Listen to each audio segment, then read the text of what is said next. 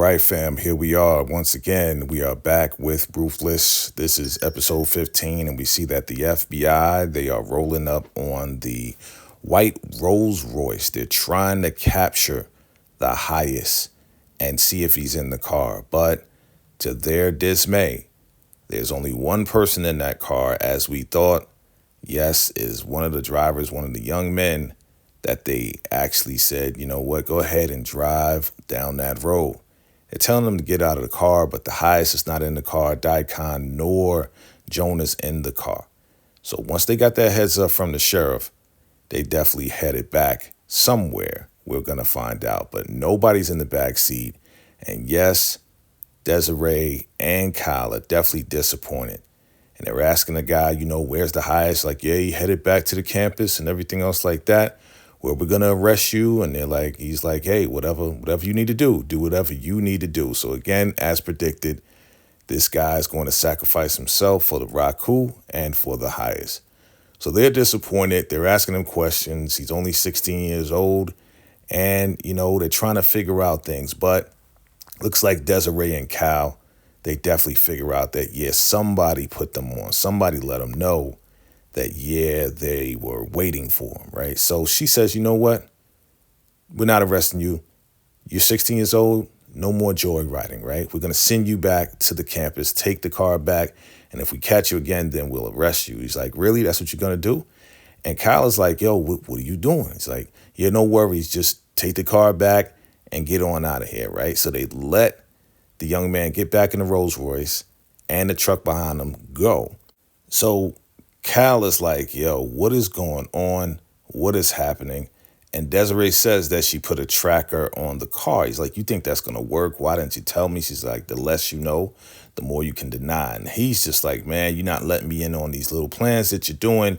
But they're really frustrated because they thought they were going to get the highest. So they're going back and forth at each other because they're frustrated because the highest wasn't in the car. So all their plans were botched because the highest got a hunch and got that tip from the sheriff.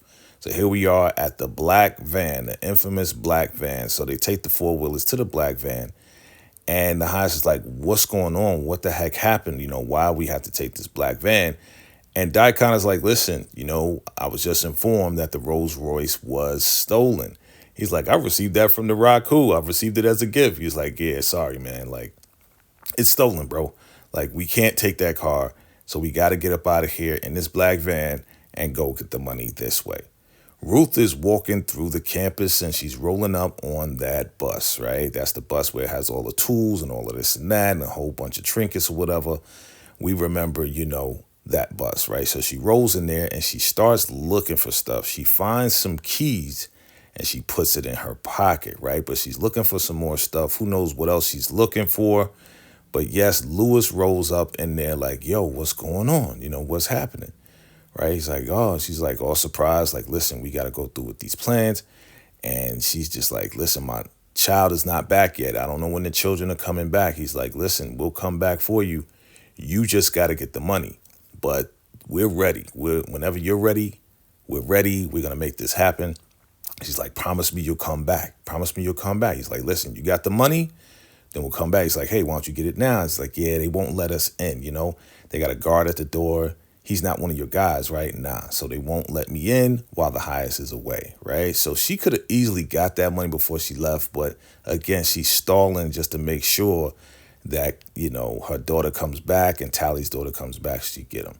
So when Ruth walks out, somebody's looking and watching and seeing what's going on. So she walks away. Lewis walks the other way out of the bus. And yes, Bridget sees Lewis and Ruth together. Oh, man. So we're back at the wash trailer and we see Lacey and Laura and they're doing the laundry. And here comes Elda Madamava like, oh, you're doing a wonderful job. Oh, you got this all done. And Lacey's just like, yes, elder mother. You know, she's really playing it real thick, right? She has to play the role. Elder mother's going to keep violating her, keep doing stuff, but she's really doing a great job at playing a role like, yes, you know, I deserve it. I deserve to be chained up. And yes, we're getting the laundry done. And she's saying all the right words that is pleasing to the Elder Madamava Supreme. And, again, Lacey knows this is what she has to do in order to get along, to figure out another way to get out of there. But, Elder Mother is just like, oh my God, yes, I'm proud of you. You're getting it right now.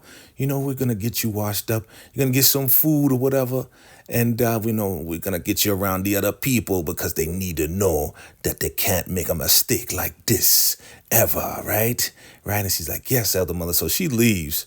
And Laura's like, okay, how did I do? Because Laura was, speaking as well. And Lacey's like, yo, don't act like you're too, clean and clear. Because then she'll try to force down some stuff on you. So then you'll be all messed up. So Laura, again, is still asking about, where Aaron is, where Aaron is. And she doesn't know. And Lacey's just like, yo, you just got to keep playing a role until we find out what's going on. So we see Ruth. She rolls up on that old car in the back, where Lewis and Bridget get busy, and then she finds the key to the trunk. So we're going to find out exactly what's going on with this trunk, what she's going to do with it. Of course, snooping, nosy ass River rolls up. Hey, what's going on, Ruth? And she's like, can't be rolling in behind me like that. What do you want, man? What do you want? So again, he's stressing about getting the money, getting things in place and everything else like that. And she's stressing him like, yo, I'm not doing anything until the children come back. And River says to her, hey, listen, we might just have to realize that the highest may have taken these kids out, may have eliminated them. And she, of course, starts crying like, what? What are you talking about? She's upset about that, to think that something happened to her daughter. And he's like, I'm sorry, but, we may have to face the reality, but we got to make this happen. We got to make this move tonight. We got to do it right now. And she, again, is just like, listen, leave me alone. We got plans in place. I'm going to do what I need to do. You do what you need to do, and that's that. Here we are in the electric chair punishment trailer, and your boy Malcolm is talking to Peter like, yo, man, you need to help me get out of here because I know exactly what's going on. We find out that Malcolm knows a lot. Malcolm knew that the highest were getting beat up in jail, and Daikon defended him, and then they fell in love, and also about Elder Mother. He knows about everybody. He also knows about Peter and how he said, hoe himself around the bus station and all of this and that. And the highest found him and said, yes, I can help you. I can, take you away from all of this. And Peter's just like, shut up, right? Again, it's not working as far as Malcolm telling him exactly what he knows. But again, Peter's realizing that, yeah, he's being played by the highest. And Malcolm is making sure that he realizes that, yo, man, you've been played, man. He's not going to do anything for you. They're all out for themselves, and they're not going to help you out. That's why we got to get out of here, and that's why you need to help me get out of here. So Malcolm knows a lot when he's clear and not on the stuff. We find that out. So here we are, back at the sheriff's office. We see Desiree. Again, a lot of dialogue in this, a lot of information. But here old boy comes with the report. And he's reporting that, yes, they got information that, yes, Joan, the accountant, is down with the Raku. Not only that, she actually is helping launder the money from the cartel, as we know, but she's putting it into a separate account. And there's another person on that account. Who is it? Laura's on that account. So they got $1 million in a separate account that your girl Joan put together. And yeah, Laura's in on it too. So Ruth was right when she said, yeah, you got these people coming here to try to take the money and, yeah, do a double cross on us. So we're finding out that Laura is down with the plan with Joan. This is crazy, right? We didn't think that, but yes, she is down with this whole plan. So here comes Agent Black. And she was tailing the sheriff, and she's just reporting that, yeah, he came back late and all this and that, and now he left and all this and that, and also Mac as well. So we're going to see Mac in a few minutes, but this is Agent Black right here. They're introducing new agents and new people just to keep the thing, shaking everything up. So Desiree and Kyle, they're just like, yeah, we definitely got to get on this. So George and Lewis are at the gate. They're guarding the gate, waiting for everybody to come through, whatever the case is. George asked Lewis, yo, what's going on? He's like, yo, what's on? All right, the plan is on. I hope it works. Here comes Bridget, and she's out there, and Lewis is like, yo, what are you doing here? Yeah, Elder Mother said I can water the men, right? Give them something to drink. So she's like, hey, why are you talking to Ruth? Are you sleeping with her? And of course, George is like, man, and Lewis is like, no, like, we can't talk about this right now. Like, get up out of here. Like, what are you doing? We can't talk about this. I'm not messing with her. I love you. That's it. Stick with the plan. We can't talk about it right here. Like, this is violating. So we already know Bridget, based on her emotions, is probably going to mess up this whole plan that's going through because she thinks that Lewis is messing around with Ruth. And at the same time, it's like, yo, like, he knows what's really going on, but he's been sleeping around with everybody. So yeah, why should she really believe him, being that he's a player and he's messing around with a whole bunch of girls that she probably already knows about?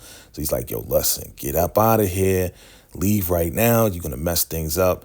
And, George is like, I told you, man. I told you, man. He's like, shh, man, we got to get with this plan. So here comes the white Rolls Royce. Here comes the truck behind them. And they're like, yo, what's going on? Like, they weren't expecting the Rolls Royce to come back without the highest and this guy in it. So they're like, yo, what's happening? Like, what's going on? Oh, they just sent us back. The FBI caught us on the road and they let us go. They didn't arrest us. He's like, really? All right, we're just going up inside. Again, we're being introduced by a whole different cast, whole new cast members and everything else like that. So they're kind of wondering what's going on. So they're like, you know what? Let's call Daikon. So they call him on the burner phone to try to let Daikon know, hey, listen, the Rolls Royce is back. They didn't arrest him. It's back. What should we do? And he's like, really? He's like, yeah. They just sent them back. They're back at the campus now. The car, everything is back. He's like, all right, let me find out what's going on, right? So again, Daikon is kind of like, what? We was expecting the FBI to arrest, the guys and impound the car and everything else like that. And, the highest is like, well, find out what's going on. Like, that sounds weird. Why would they just let them go back to the campus, being that I'm not there and being that this car is stolen? And, they're like, listen, make the phone call. And Daikon's like, yo, you sure? He's like, yeah, Joan is with us, right? She's like, I could cover my ears. She's like, nah, you with us. So Daikon calls the sheriff and he's like, hey, they let the cars go back, man. You told us that it was stolen, but they let the cars go back to the campus. Do you know anything? And the sheriff's like, listen, I don't know anything. They don't let me in on anything. He's like, can you find out? He's like, yo, they're all on my ass, man. Like, I can't find out. I don't work for you, dog. I don't work for you, Daikon. I don't know why you asking me to do all of this, but I don't work for you, man. So the sheriff is just like, yo, I'm not going down for y'all. So don't ask me to do nothing, man, right? So they get off the phone and Joan's like, I never trusted the sheriff. And the house is like, how you know it was the sheriff? And she was like, oh, I just assumed. And he's like, don't assume. Know a woman's place. Don't assume, right? She's like, okay, your eyes, I'm sorry. I will never violate again. Again, Joan giving herself up on knowing too much. This is what it looks like when you know too much and you say the wrong thing at the wrong time. Like, yeah, you could have caught yourself out there. Like, yo, you know too much, Joan. Zip it. Don't say nothing. Here comes Mac, and he's back. Mac is back at the sheriff's office. And they're like, yeah, Mac, what's going on? Yeah, woke up late. Yeah, right? So he's back at the sheriff's office. And they're like, listen, do you want to talk to Andrew? Do you know that he's saying that you're down with the Raku? And Mac is like, what? That's ridiculous. You believe him? Nah, we don't believe him. Yeah, man, I'm disgusted by him. I'm disgusted. I can't believe that he crossed over. Mac is really playing it off. We know you're down with the Raku. They know that you're down with the Raku, but they're just trying to see if you're going to implicate yourself, if you're going to admit to it. He's never going to admit that he's down with the Raku, but he's like, you know what, man? I don't want to talk to Andrew right now. I'm disgusted. They're like, all right. So, he's trying to play them, but I think they already know that he's down with the Raku. They're just trying to figure it all out, trying to line it up so he could just, pretty much fall on his own face and they can catch him out there in a lie. But again, Mac is good. Andrew's good. They're all good. Here we go with River. And River's like, hey, listen, I need access to, all the medicine and all the poison and whatever. And she's like, why? Zane is like, why? Why are you asking questions? Well, I need to, feed, the prisoner in the electric plant. And she's like, why do you want to do that? Well, because, he's going to, pretty much tell everybody that, we was trying to escape. And she's like, why didn't you tell me? You usually tell me everything. I feel like you're betraying me and trying to backdoor me. Y'all trying to get out of here without me. And then Zane goes insane again. And he's like, no, wait, stop. Da, da, da. She leaves off and he's like, damn, like he didn't tell her the plan, but now he's asking her to do stuff. So here we are, the back seat of the car where Aaron is in the trunk. And Aaron is yelling, help, help, help. But nobody's helping him. Nobody's around. So this guy, he has a great idea to kick the back seat down so he can get out of the car. So he's kicking, real hard. It's like, come on. He's trying to boost himself up. Come on, Aaron. Come on, Aaron. Kick that back seat down, right? So he's kicking, and he finally kicks the back seat down, man. All right. Now it's time to get up out of there, man. It's time to get away from that car. The Rock, who is on the way, they're taking their time, but he's escaping. He's out of here. It's time to get up out of here, bro. Where you going to go? You're still handcuffed. So now Aaron is going to be roaming the woods, right, by himself, handcuffed. And yeah, is he going to find help, right? That's the question. Is he going to find help? Again, this storyline is turning into the, how is Aaron going to get away storyline, right? Are we interested in this? Are we going to find out what's happening to him? Is he going to return to the campus? Is a Raku going to find him? We shall see in the next episode of Ruthless.